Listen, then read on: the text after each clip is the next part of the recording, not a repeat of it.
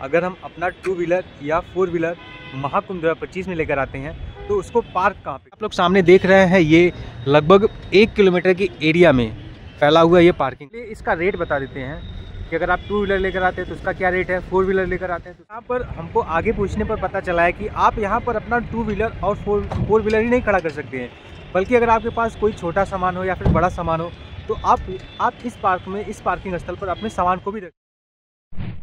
So hello दोस्तों, स्वागत है आपका हमारे एक और नए वीडियो में। सो दोस्तों, अब तक मैंने अपने पिछले 2 वीडियो में आपको सेक्टर 1 से संबंधित इन्फॉर्मेशन दिया और इस वीडियो से मैं सेक्टर 2 से संबंधित सभी इन्फॉर्मेशन दूंगा, चाहे वो जनाश्रय स्थल हो, चाहे किसी फेमस साधु संत या फिर महात्मा का कोई शिविर या फिर कुटिया हो, या फिर कोई पार्किंग स्थल हो, मतलब जितने भी इन्फॉर्मेशन है सब मैं आपको दूंगा।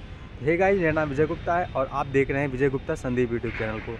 तो चलिए सेक्टर 2 के सभी इन्फॉर्मेशन, मतलब जितने भी इन्फॉर्मेटिव चीज़ हैं सभी को एक्सप्लोर करते हैं और आपको बताते हैं। तो गाइस, इस समय मैं सेक्टर 2 में आ चुका हूँ और सेक्टर 2 का जो सबसे इम्पॉर्टेंट जो प्लेस है वो आप हमारे पीछे देख रहे हैं, ये केंद्रीय चिकित्सालय। और ये आपको सेक्टर 2 में जैसे घुसेंगे आप, आगे जो है लाल मार्ग है और लाल मार्ग से जब आप राइट साइड आएंगे तो आपको केंद्रीय चिकित्सालय ये मिल जाएगा और यहाँ पर आप अपना कोई भी इलाज फ्री में करवा सकते हैं। केंद्रीय चिकित्सालय में जब आप अंदर की तरफ जाएंगे तो जैसा कि हम अब चल रहे हैं अंदर की तरफ और दिखा रहे हैं, तो सबसे आपको लेफ़्ट साइड में आपको इधर मिल जाएगा केंद्रीय पैथोलॉजी। जैसा कि आप लोग देख रहे हैं, इधर आपको केंद्रीय पैथोलॉजी मिल जाएगा और इस साइड आप आएंगे तो औषधि वितरण काउंटर जो है वो महिलाओं के लिए औषधि वितरण काउंटर है। और फिर अगर ये इस साइड अगर हम बढ़ेंगे तो अंदर जो है आपको प्रवेश द्वार, वहाँ से एंट्री करेंगे आप केंद्रीय हॉस्पिटल में। और ये केंद्रीय हॉस्पिटल के अंदर की व्यवस्था है, मतलब एकदम लग ही नहीं रहा है कि ये कोई अस्थायी केंद्रीय हॉस्पिटल है। ऐसा लग रहा है कि एकदम अस्थायी इसको बसा दिया गया है, इस तरीके से इसको बनाया गया है।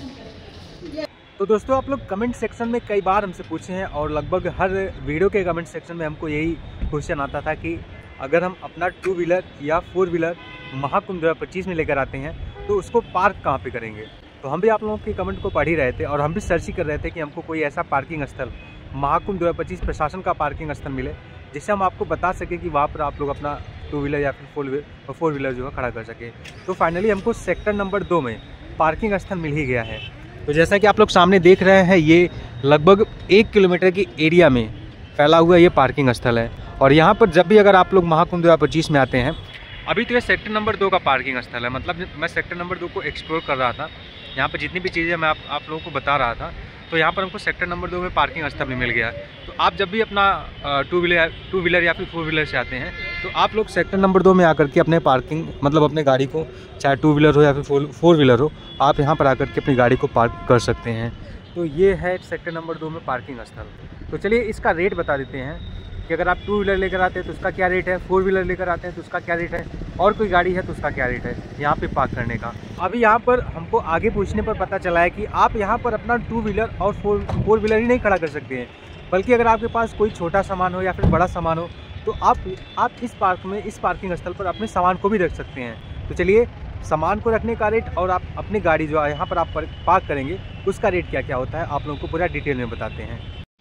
तो गाइस, आपको ये सेक्टर नंबर 2 में, जैसा कि आप लोग देख रहे हैं, प्रयागराज मेला प्राधिकरण महाकुंभ मेला 2025 पार्किंग स्थल, इस सेक्टर नंबर 2 में आपको मिल जाएगा।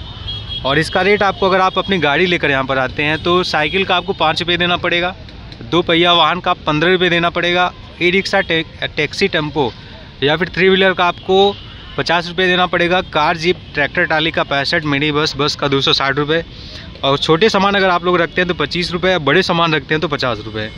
और ये सिर्फ आप 24 घंटे रखेंगे तो आपको ये रेट पूरा देना पड़ेगा। और इसका लोकेशन आपको, अगर आप आते हैं, ये जो है शास्त्री पुल है, शास्त्री पुल से ऐसे आप नीचे उतरेंगे, नीचे उतरने के बाद जस्ट ये सेक्टर नंबर 2 में आपको ये पूरा पार्किंग यहाँ पे मिल जाएगा। तो आप आइए, अगर आप आते हैं अपनी गाड़ी या फिर 2 व्हीलर 4 व्हीलर जो भी लेकर के आते हैं, आप लोग यहाँ पर आकर के अपना गाड़ी खड़ा कर सकते हैं। तो दोस्तों, इस समय मैं सेक्टर नंबर 2 और लाल मार्ग के सबसे अंतिम छोर पर खड़ा हूँ और ये जो है आप लोग, जैसा कि आप लोग सामने देख रहे हैं, ये लाल मार्ग का सबसे अंतिम छोर है। और इस साइड अब अगर आप निकल जाएंगे, यह साइड, इस साइड आपको ये लाल मार्ग अब पड़ जाएगा, लेकिन ये लाल मार्ग जो है यहाँ पर आकर के इस तिराहे पर आकर के ख़त्म हो जाता है। और इस तिराहे से अगर आप राइट साइड मुड़ेंगे तो राइट साइड आपको ये जो है बड़े हनुमान मंदिर या फिर अछैवट मार्ग या फिर संगम, जो जहाँ पर स्नान करना होता है, घाट पर लेकर चला जाएगा। और इधर आप जाएंगे तो आलोपी देवी मंदिर निकल जाएंगे और शास्त्री पुल की तरफ निकल जाएंगे। और अगर आप सीधे जाते हैं तो आपको प्रयागराज मेला प्राधिकरण का जो अस्थाई कार्यालय है वो आपको मिल जाएगा आगे की तरफ। तो चलिए आप लोगों को प्रयागराज मेला प्राधिकरण का अस्थाई कार्यालय सेक्टर नंबर 2 में दिखाते हैं। तो दोस्तों, ये प्रयागराज मेला प्राधिकरण का जो अस्थाई कार्यालय है, ये जो है आपको जब आप लाल मार्ग जो वहाँ पर पड़ा है, वहाँ से जब मतलब लाल मार्ग का जो अंतिम छोर है उस चौराहे से जब आप आगे बढ़ेंगे तो आपको प्रयागराज मेला प्राधिकरण का अस्थाई कार्यालय मिल जाएगा। और उसी के जस्ट बगल में आपको वरिष्ठ पुलिस अधीक्षक का जो है कार्यालय भी मिल जाएगा, मतलब दोनों यहाँ पे मिल जाएंगे। तो दोस्तों, आपको सेक्टर नंबर 2 में ही प्रयागराज मेला प्राधिकरण का अस्थाई कार्यालय मिल जाएगा। अभी तक हमने आपको अस्थाई कार्यालय दिखाया है, लेकिन ये अस्थाई कार्यालय है। प्रयागराज मेला प्राधिकरण का जो अस्थाई कार्यालय है वो अंदर से कुछ ऐसा दिखता है, जैसा कि आप लोग यहाँ पे देख रहे हैं। मतलब ये अस्थाई है, इसको टेम्प्रेरी बनाया गया सिर्फ महाकुंभ 2025 के लिए। तो अभी समय मैं प्रयागराज मेला प्राधिकरण के अस्थाई कार्यालय में खड़ा हूँ और कई लोग हमारे कमेंट सेक्शन में पूछ रहे थे कि हम वहाँ पर दुकान कैसे लगाएं। तो अगर आप लोग यहाँ पे प्रयागराज कर रहे हैं, महाकुंभ 2025 में संगम क्षेत्र में अगर आप किसी भी सेक्टर में दुकान लगाना चाह रहे हैं तो सबसे पहले यहाँ पर आपको आकर के फॉर्म भरना पड़ेगा और यहाँ से आपको परमिशन लेनी पड़ेगी और परमिशन के एवज में आपको कुछ रुपए भी जमा करने पड़ेंगे। तो जो भी प्रोसेस हो, आप लोग प्रयागराज मेला प्राधिकरण के अस्थाई कार्यालय में आकर के आप लोग यहाँ पर अपना रजिस्ट्रेशन करवा के अपना एक दुकान खोल सकते हैं। तो जो भी प्रोसेस हो आप यहाँ पर आकर के पता कर सकते हैं। तो जैसा कि आप हमारे सामने देख रहे हैं, यहाँ पर जितने भी लोग खड़े हैं सब लोग का कोई काम है यहाँ पर, मतलब कोई दुकान खोलना चाहता है, कोई अपना एक शिविर बनाना चाहता है।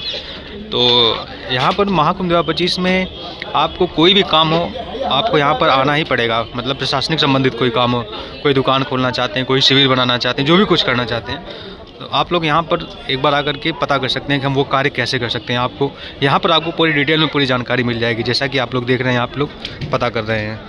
तो दोस्तों, जैसा कि आप लोग देख रहे हैं, ये प्रयागराज मेला प्राधिकरण का कार्यालय है और आगे एक नोटिस चिपका है। तो उस नोटिस को चलिए आप लोगों को दिखाते हैं, कुछ में नोटिस में क्या है।